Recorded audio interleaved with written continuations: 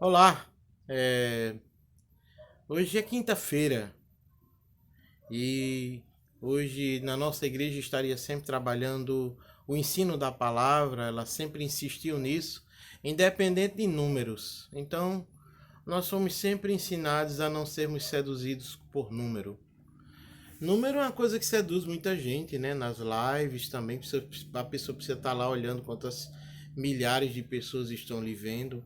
Eu não me importo, até porque a gente já aprendeu a atender uma pessoa de cada vez, então isso é muito importante. Mas eu gostaria de compartilhar com você um texto bíblico que está escrito a partir do livro de Gênesis, capítulo 6, a história de Noé. Talvez seja o cara que mais passou o tempo confinado, não é? E, e às vezes a confinação ela gera alguns tipos de problemas, tanto neurológicos, psicológicos, orgânicos, né? Porque deixam pessoas nervosas, deixam pessoas ansiosas, estressadas, mais impregnadas de coisas ruins que possivelmente vai acontecer.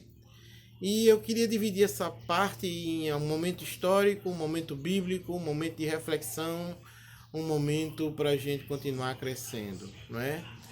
A escritura sagrada, ela, ela trabalha com uma perspectiva no livro de Gênesis a respeito do mundo que se acaba, não é? Existe uma catástrofe anunciada, morte anunciada por conta da violência que havia no mundo. E além disso, ou por causa disso, essa propagação da violência, ela se dá por um motivo muito simples, a miscigenação, não é? Está escrito no capítulo 4 e no capítulo 5, não é? De Gênesis, depois o capítulo 6, culminando com vamos dizer, essa miscigenação, gerando vários tipos de anomalias, sim, como gigantismos e outro tipo de problemas que de alguma forma aconteceram que a Bíblia não deixa isso claro.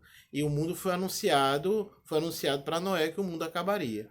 Noé passou 100 anos fazendo uma arca, lembrando que a arca não é um barco, ela não tem quilha, ela não tem vela, ela não tem leme, ela não tem, por exemplo, carta náutica, ela não tem timão, ela não tem controle humano, ela é uma arca. A arca é feita para guardar tesouros, ok? Então é só para você ter ideia de que Deus mandou Noé fazer uma caixa de tesouros e não um barquinho lindo onde entra dois e dois animais, os casaizinhos, aquela coisa toda, em que isso aí é outra coisa que eu não quero entrar em detalhe. O que acontece é que esse homem estava focado na missão. Ele sabia, ele foi chamado de pregoeiro da justiça e ele também foi chamado por Cristo como um ser existente na história, dizendo que assim como nos tempos de Noé, comia-se, bebia, casava-se, dava-se em casamento até que veio aquele grande dia e fez com que todos desaparecessem. Acredite, gente, Noé passou 1 ano e 10 dias dentro de uma arca. Mesmo que o calendário no passado fosse um calendário lunar, isso é pouca coisa com relação aos dias de hoje. Você começa a perceber em que esse homem passou 1 ano e 10 dias dentro de uma arca. Agora fazendo o quê? Né? Ele tem uma missão, é cuidar da bicharada, até porque Deus sabia, por sua inteligência, que o homem não vive sem a harmonia ecológica. Então, Deus não é ecologista, não. Deus é um Deus equilibrado em que coloca o homem para entender isso. Mas como, por exemplo, ficar dentro de uma arca ou dentro de uma casa de madeira, com cheiros esquisitos, com apenas uma janela de 45 centímetros por 45, onde não poderia se ver, por exemplo, o que tem lá fora, e o que tem lá fora normalmente é morte, não é vida. Preste atenção a essas figuras, porque eu não estou querendo só legitimar as portarias em que o governo está dizendo. Eu estou querendo dizer que tem outras coisas. Tem gente que está num tempo muito bom, mas está trazendo morte para dentro de casa.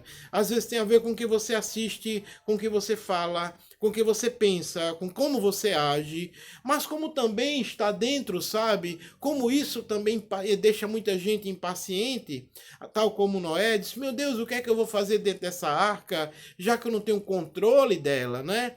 Eu não sei para onde eu vou, eu não sei o que é que eu quero da vida, eu não sei o que é que isso pode acontecer, o que é que me espera amanhã, o que é que tem lá fora, como será essa vida? E isso passou na cabeça de Noé, sim, pode ter certeza, e muitas vezes. A diferença é que no capítulo 6 de Gênesis está escrito: e Noé andava com Deus. Também está escrito no final do capítulo 5 de Gênesis. Você vai notar em que Deus achou graça. Ele levantou Noé, ele trouxe Noé para fazer a sua vontade e ele fez. Ele consegue salvar sua mulher, ele consegue salvar seus 3 filhos e suas 3 noras, porque seriam quem agora habitaria, quem faria essa terra ser mais populosa. E com as mesmas ordens em que Adão havia recebido: dominai, sujeitai, povoai a terra. Então essas coisas não mudam. Então, o que acontece dentro de um confinamento é que um confinamento pode ser uma coisa muito saudável e também pode ser uma coisa muito, vamos dizer, deprimente, né? Depende de como você vai reagir. Parece até que a questão somente do confinamento parece que já gera pessoas com problemas sérios mentais. Isso não é verdade, ok? Se você for ver na história, o Nelson Mandela passou 29 anos e 6 meses preso e quando volta sai de lá para o Congresso Nacional e depois foi presidente do Congresso Nacional por 2 vezes, foi presidente, né, da África do Sul por 2 vezes. Então o cara não sai com cabeça de presidiário, o cara não sai pensando em porcaria, porque, entenda bem, ele ocupou a cabeça dele com aquilo que é bom. É isso que vai dizer também Filipenses capítulo 4. Então, a partir do versículo 6, vai dizer no demais, irmãos meus: tudo que é santo, tudo que é justo, tudo que é puro, tudo que é de boa fama, se algum louvor existe, se alguma virtude há, seja isso que ocupe a vossa mente. Aí ficar na frente da televisão assistindo Netflix, sendo bombardeado de informação porqueira. Tem coisa boa, mas se você não souber fazer boas escolhas, você está lascado. É isso que acontece com mentes perturbadas, mentes fracas. Então é por essa razão que você precisa saber o que você tem que colocar na sua cabeça. Assim, Noé. Está escrito no texto bíblico que Noé tinha alguma coisa a mais além de cuidar da bicharada? Não, mas você vai encontrar isso, para quem gosta de pesquisar, no livro de Judas. O livro de Judas, acredite, existe um livro com o nome de Judas, que está vizinho do livro de Apocalipse. Ele só tem um capítulo, né? E tem lá um versículo dizendo: e deste profetizou Enoque, o 7º depois de Adão: eis que é vindo o Senhor com milhares dos seus santos. Peraí, como é que Judas, que era, por exemplo, dos tempos de Cristo, discípulo de Cristo, apóstolo de Cristo, possivelmente irmão de Jesus, não é? Então como é que ele tem acesso a essa informação? O 7º depois de Adão. Se o mundo acabou. Por isso é uma coisa muito lógica. Noé levou os livros, tá, de Enoque para dentro da arca. Ele tinha no que meditar de dia e de noite. Isso preserva a mente, porque ou você coloca na sua mente de dia e de noite, como diz a Bíblia, o que é a palavra de Deus para te sustentar, ou tua cabeça vai ser invadida de dia e de noite de porcarias que vão te desestabilizar. Então, eu queria propor algo muito simples para você agora. Eu queria que você pensasse comigo. Faz de conta, meu irmão, em que você foi convidado para um grande jogo daqui a alguns meses. Você está escalado nesse jogo, ou, por exemplo, numa grande competição como um grande atleta. O que você faria se você soubesse, se você foi convocado? Ok, como eu não posso ter essa resposta daqui, eu vou subentender em que você poderia dizer: olha, eu me prepararia, eu comeria melhor, eu dormiria melhor, eu exercitaria. Mas para que isso? Para que quando o jogo começar, ou quando a competição começar, você esteja bem. É o que eu estou recomendando a você. Você foi convocado para uma grande partida, para um grande jogo, e eu posso garantir a você que as únicas pessoas que vão ficar de pé depois dessa pandemia, ou então desse pandemônio, depois que essa coisa acabar, você vai entender uma coisa muito séria. Só fica de pé quem se preparou.